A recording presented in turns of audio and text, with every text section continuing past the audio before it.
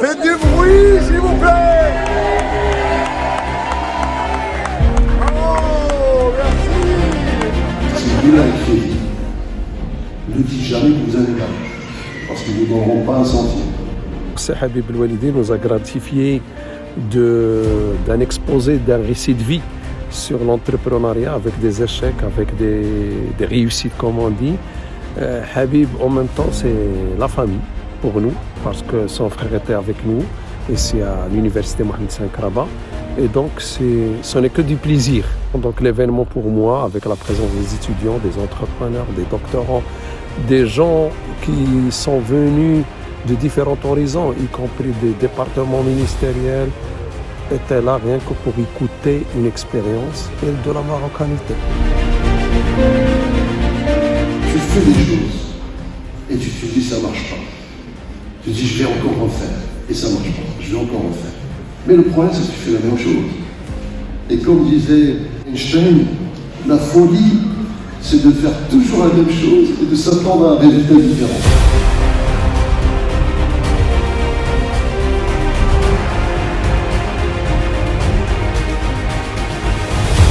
À chaque fois, il y a une présentation de Sey Habib, il y a toujours un récit de vie, mais dans chaque récit de vie, un récit de vie ne ressemble pas à l'autre. Donc à chaque fois, je découvre une nouvelle histoire de vie de Sey Habib.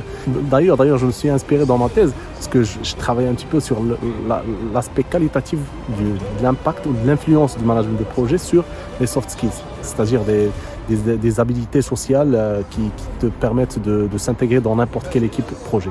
Et puis dans cette présentation-là, il y a non seulement le récit de vie, mais il y a aussi des solutions qui ne se donnent pas bien sûr dans les amphis ou dans les classes d'école, mais c'est des choses qui ont été vécues bien sûr par Sey Habib El-Walidi et qui ont été partagées avec nous et ça nous a fait énormément plaisir. Nous sommes tous en tant qu'enseignants-chercheurs relevant de l'université Mohamed V redevables à ce grand homme, que ce soit Feu Mohamed Najib, mais également Habibullah, comme il est demandeur à plus d'un titre de votre expérience. Et nous sommes aussi preneurs de ce benchmarking sur les expériences internationales. C'était génial, j'ai beaucoup apprécié. أكثر حاجة عجبتني c'est la résilience. Leur expérience qui est extraordinaire. Et on apprend beaucoup de choses qui sont très intéressantes. J'ai vraiment bien aimé et j'ai vraiment appris beaucoup de trucs aujourd'hui. Je lui demande de raconter son histoire. C'est un mec qui est cultivé, qui a fait des livres, qui adore les livres, qui adore lire et qui se bagarre pour propager la culture.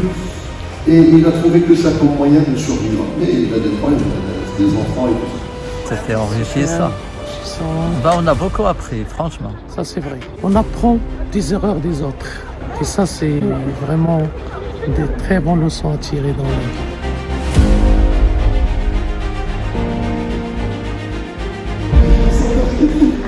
Oui, c'est incroyable. C'était lui. Et bien c'est la première fois que je comprenais tout ce qu'il disait au monde. Parce que le mec, tu sens qu'il a l'habitude de l'international. Là, au moment où c'était la comparaison entre les deux sociétés, McDonald's et King Burger, la manière avec laquelle les gestionnaires ont choisi le fournisseur de boissons gazeuses, et c'était pour moi un événement très marquant. رأيت فيه تلك اللمسة أو ذاك المبتغى الذي أنا أتوجه إليه. J'ai aussi remarqué que même les grandes personnes ont eu des hauts et des bas. On n'est pas juste avec un succès. On développe ce succès, on travaille pour ce succès. Et je tiens à remercier monsieur qui nous a aussi appris ceci et qui nous a rappelé qu'il y a aussi des hauts et des bas pour nous tous. استفدنا معك أنك تكون قدوة لنا. طريقة كيفاش كتحكي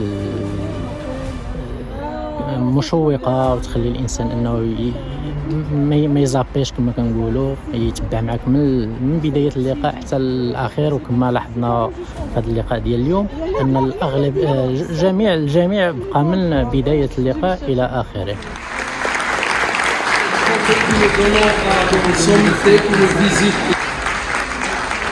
Merci beaucoup, je suis très très touché Et alors là, je m'y attendais pas du tout. Avec celle-là. Il sera dans une bonne place, il est déjà dans mon cœur. Et je vous remercie tous. Je vous embrasse tous.